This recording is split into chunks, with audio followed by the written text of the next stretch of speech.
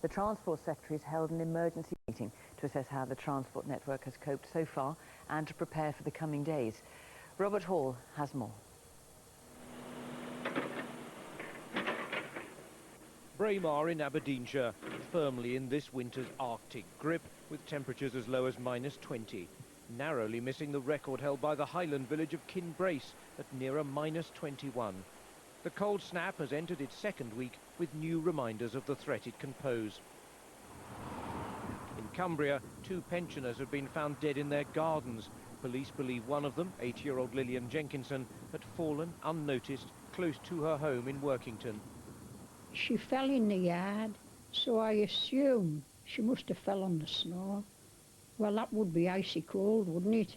Wouldn't take long for anything to happen to anybody. On Tuesday, William Wilson died in his garden at Kirby Stephen. Those who care for the elderly have called on communities to be aware of the vulnerable. It is a timely reminder to us all how cold this weather is and how dangerous it is for older people. I would just please everybody go and check on your elderly neighbours. But there are signs that the bad weather has stirred a large number of Good Samaritans. This is the worst bit of the journey. Down this Hold on to your axe. If we lose it, we skate to the bottom. At Leavening in North Yorkshire, a neighbour with a 4x4 came to the aid of care worker Kath Milner. Hold on, let's get you a cup of tea. Very slippery and slidey outside, yeah. Unless you've got a 4x4 to get around in, you do struggle on these roads. Girls have come in, or tried to come in and got stuck and have to go back, inform the office and let people know. Temperatures stuck on or below freezing are still wreaking havoc with rail timetables, particularly in Scotland, where most services north of the Central Belt have been cancelled. The icy conditions also posing a continuing threat to unwary drivers.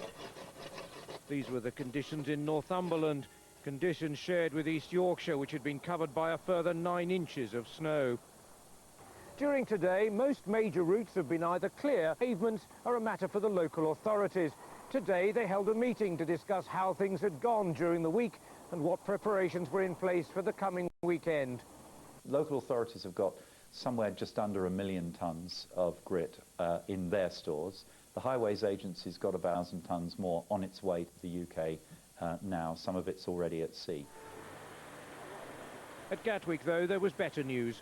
After a night of snow clearing, the airport reopened early this morning, though passengers were warned it would take some time before flights were back on schedule. Marion and Stan Mackenzie, en route from Greece to Edinburgh, are here since Tuesday. We've been here Tuesday night, Wednesday night, Thursday night, we're now on Friday, and we still don't know if we're going to get a flight up to Edinburgh today or tomorrow or whenever they open up again. As the weekend approaches, the sands of Portrush are likely to attract only the more hardy visitors. Across Northern Ireland, treacherous roads and empty schools. For those coping with the cold, a new week does not promise much respite. Robert Hall, BBC News. Our correspondent Fiona Trott is in North Yorkshire, one of the coldest areas in England, and Glenn Campbell is in Edinburgh. Well, Fiona, first you, what's it like up there?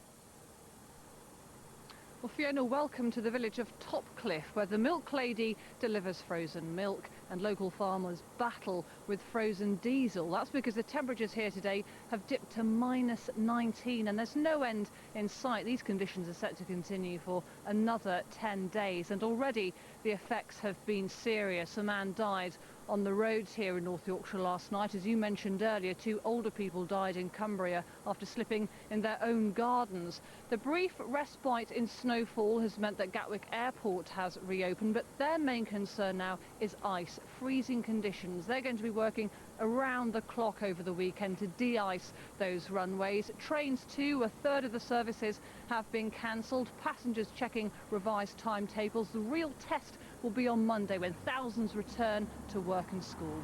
Fiona. And Glenn Campbell in Edinburgh, what's the picture like north of the border then?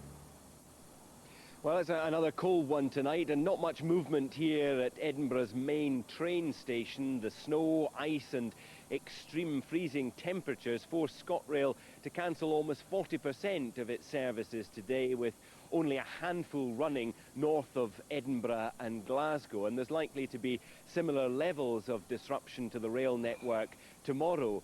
For tens of thousands of school children, well, this has been the day they completed a full week off school as a result of the wintry weather. And looking ahead to the weekend, all but one of the weekend's football fixtures are now cancelled. Lots of snow, though, in the Highlands. The ski resorts looking ahead to a busy weekend, with the Nevis Range opening its snow slopes at the earliest point in the calendar for 13 years. Fiona. Okay, Glenn Campbell in Edinburgh and Fiona Trott in Topcliffe in North Yorkshire. Thank you both.